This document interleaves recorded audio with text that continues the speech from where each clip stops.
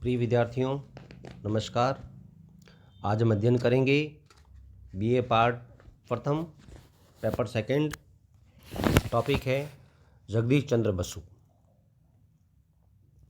जगदीश चंद्र बसु के बारे में जब हम उनका नाम आता है तो अनायासी इतिहास के अंतर्गत विज्ञान नामक शब्द की उत्पत्ति हो जाती है।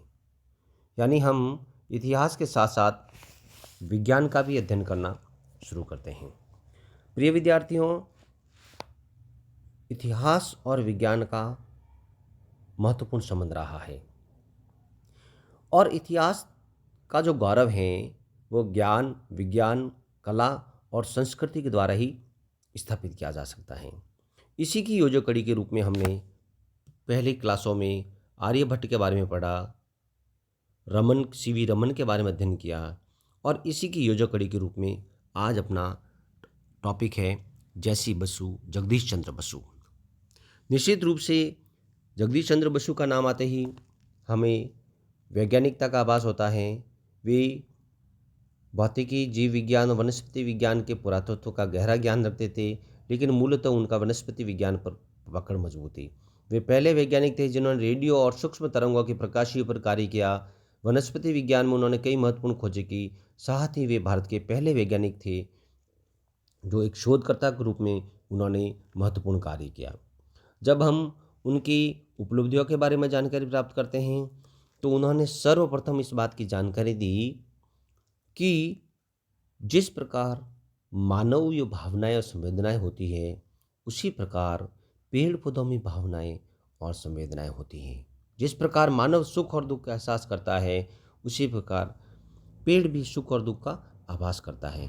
इसी को दृष्टिगत करते हुए उन्होंने वो पेड़ पौधों में जो गतिविधियां होती हैं उसके बारे में उन्होंने अध्ययन किया और उन्होंने एक यंत्र का आविष्कार किया जिसका नाम था कैस्कोग्राफ। इससे विभिन्न उत्तेजकों के प्रति पौधों की प्रतिक्रियाओं का अध्ययन किया जाता था। इस तरह से उन्होंने सिद्ध किया कि वनस्पति और पशुओं के ऊतकों में काफ़ी समानता है। बसु मूलतः बंगाल के रहने वाले थे और उन्होंने कलकत्ता विश्वविद्यालय से अध्ययन करने के बाद में उच्च शिक्षा के लिए वो कैम्ब्रिज और लंदन गए। वहाँ से उन्होंने महत्वपूर्ण शिक्षा प्राप्त की।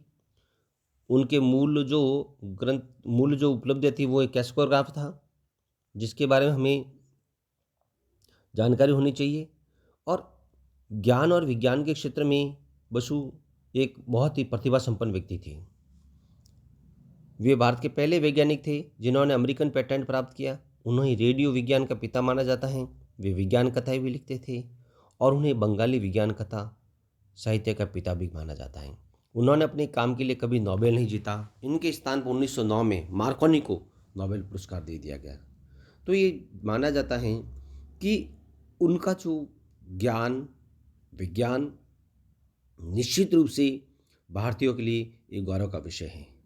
क्योंकि हम इतिहास में इनका अध्ययन करते हैं और जब हम इतिहास में अध्ययन करते हैं तो इस प्रकार के जो महत्वपूर्ण और गौरवशाली वैज्ञानिक हैं उनके बारे में हमें जानकारी भी होनी चाहिए। विज्ञान के साथ इतिहास का गहरा संबंध है। जैसी बसु को इतिहास में स्थान देने का मूल कारण हमें जानकारी होना चाहिए।